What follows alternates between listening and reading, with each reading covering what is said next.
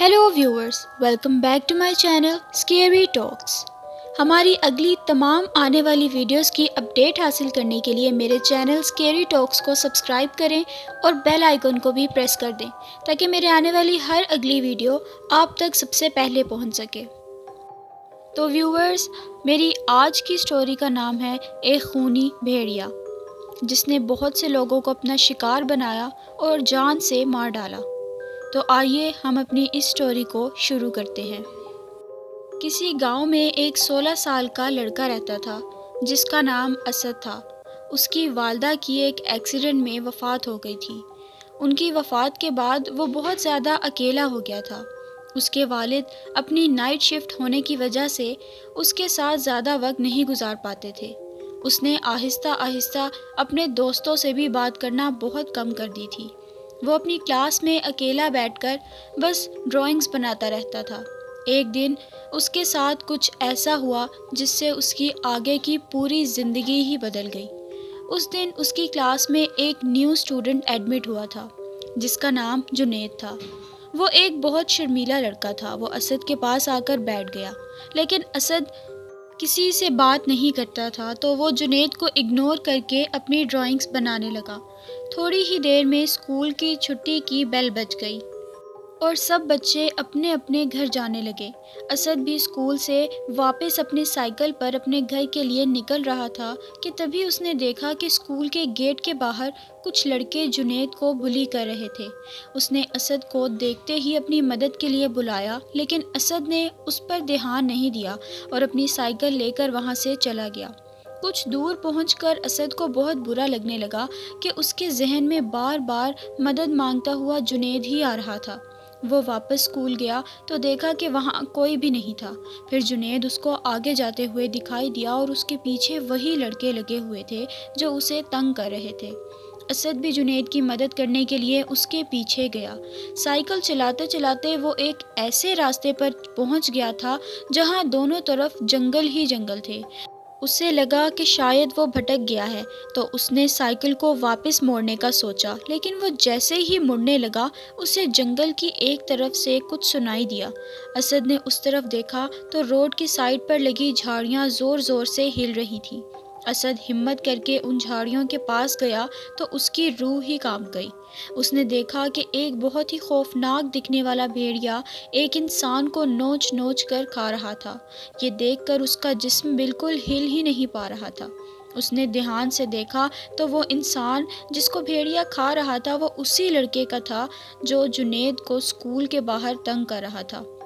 असद आहिस्ता आहिस्ता पीछे जाने लगा कि तभी उसके पाँव एक सूखी लकड़ी पर पड़ा, जिससे एक जोर की आवाज़ हुई और वो भेड़िया पीछे मुड़ा और सीधा असद पर झपट गया। असद जोर लगाकर अपने आप को छुड़ा रहा था कि तभी एक गाड़ी तेज़ी से सड़क से गुजरी और वो भेड़िया अचानक असद को छोड़कर जंगल की तरफ भाग गया। असद फ़ौरन से उठा और घबराई हुई हालत में वहां से अपनी साइकिल को लेकर पुलिस स्टेशन पहुंचा और वहां से पुलिस को अपने साथ लेकर वापस उसी जगह पहुंचा, लेकिन ना तो वहां कोई भेड़िया था और ना ही कोई लाश। पुलिस को लगा कि असद उनके साथ कोई मजाक कर रहा है, तो उन्होंने उसे डांट कर वापस भेज दिया। अगले दिन स्कूल में असद ने अपने फेवरेट टीचर को इस बारे में बताया, क्योंकि असद के टीचर ने उसकी वालिदा की वफ़ात के बाद इमोशनली काफ़ी सपोर्ट किया था, तो उसे पता था कि कोई उसकी बात समझे न समझे उसके टीचर ज़रूर समझेंगे। असद ने अपने साथ हुआ वाक़या उन्हें बताया और उसकी बात सुनकर उसके टीचर हैरान हुए और फ़ौरन से अपने कमरे का दरवाज़ा बंद किया और एक पुरानी सी किताब निकाली। असद को कुछ समझ नहीं आ रहा था, मगर फिर उसके टीचर ने वो किताब खोली और कहा कि उन्हें ऐसा लगता है कि असद ने कल जो भेड़िया देखा वो कोई मामूली भेड़िया नहीं था, बल्कि एक खौफनाक खूनी भेड़िया था। वो एक वेयरवुल्फ था, यानी एक ऐसा मखलूक जो वैसे तो इंसानी रूप में रहते हैं, लेकिन अपने आपे से बाहर हो जाने पर किसी खौफनाक भेड़िए में बदल जाते हैं। ये सुनकर असद के जहन में सिर्फ एक ही चेहरा आने लगा, जो कि जुनैद का था, क्योंकि जुनैद के पीछे उस रास्ते पर गया था और जो बच्चा कल मारा गया वो भी जुनैद को ही बुली कर रहा था। ये सब सोचकर असद को लगने लगा कि जुनैद ही वेयरवुल्फ है। اور اسی نے کل اس پر حملہ بھی کیا تھا۔ اس دن کے بعد سے تقریباً ہر دن ہی لوگوں کے لاپتہ ہونے کی خبریں آنے لگیں۔ ایک دن اسد کے ٹیچر نے اسد سے کہا کہ انہیں اس بھیڑیے کو مارنا ہوگا۔ انہوں نے کہا کہ اسد کا سامنا پہلے بھی اس بھیڑیا سے ہو چکا ہے، اس لیے ہو سکتا ہے کہ وہ بھیڑیا دوبارہ اسد کو مارنے ضرور آئے۔ اس سے پہلے کہ وہ آئے اسے ہی مار دینا چاہیے۔ اسد اپنے ٹیچر کے ساتھ ان کے گھر چلا گیا۔ اس کے ٹیچر نے اسے پینے کے لیے پانی دیا اور اس پانی کو پیتے ہی اسد کو چکر آنے لگے اور اسے سب دھندلا دھندلا دکھنے لگا۔ اس نے دیکھا کہ اس کے ٹیچر اپنے بیڈ روم کی طرف جا رہے ہیں۔ باہر بہت رات ہو چکی تھی۔ اسد بے ہوشی کی حالت میں تھا کہ اچانک اس کو کمرے سے کچھ گرنے کی آواز آئی۔ وہ جلدی سے اٹھ کر بے ہوشی کی حالت میں ہی کمرے کے دروازے تک گیا تو دروازہ اندر سے بند تھا۔ وہ اپنے ٹیچر کو زور زور سے آوازیں دینے لگا پر انہوں نے کوئی جواب نہیں دیا۔ اسد کو اندر سے کسی بھیڑیے کی آواز آئی۔ اس نے کی ہول سے جیسے ہی کمرے کے اندر جھانکا تو اس کے ہوش ہی اڑ گئے۔ اس کی آنکھوں کے سامنے اس کے ٹیچر کا منہ لمبا ہو گیا، پورے جسم پر بال اگنے لگے اور کچھ ہی سیکنڈز میں اس کے ٹیچر ایک خونی بھیڑیے میں بدل چکے تھے۔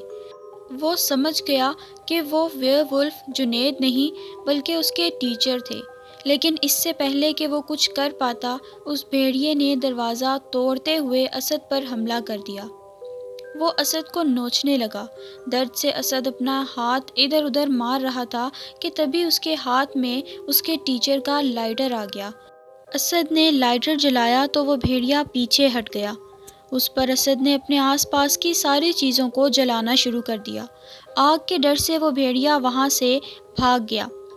تھوڑی دیر کے بعد جب پولیس وہاں پہنچی تو انہوں نے دیکھا کہ وہ گھر جلا پڑا ہے اور اسد ایک کونے میں بے ہوش پڑا ہے۔ اسد کو جب ہوش آیا تو اس نے پولیس کو سب کچھ بتا دیا، لیکن اس دن سے وہ ٹیچر بھی لاپتہ ہو گیا اور وہ بھیڑیا بھی کہیں نظر نہیں آیا۔ پولیس کو بھی انویسٹیگیشن سے کچھ پتہ نہ چل سکا۔ انہیں اسد کی باتوں پہ یقین تو نہ تھا، مگر اس دن کے بعد سے شہر کے کوئی بھی انسان پھر کبھی بھی غائب نہیں ہوا۔ تو ویورز، یہ تھی میری آج کی ہارر سٹوری اور میں امید کرتی ہوں کہ آپ کو میری یہ سٹوری پسند آئی ہوگی۔ اگر پسند آئی ہے تو میری ویڈیو کو لائک کریں، شیئر کریں اور سبسکرائب کریں میرے چینل کو ایسی مزید ہارر سٹوری سننے کے لیے۔ اگر آپ بھی اپنے ساتھ پیش آئے گئے کسی حادثے کی سٹوری ہمارے ساتھ شیئر کرنا چاہتے ہیں تو کر سکتے ہیں نیچے ڈسکرپشن میں دیے گئے جی میل پر ہمیں بھیج کر۔ اب میں ملوں گی آپ سے ایک نئی ہارر سٹوری کے ساتھ۔ Thanks for watching.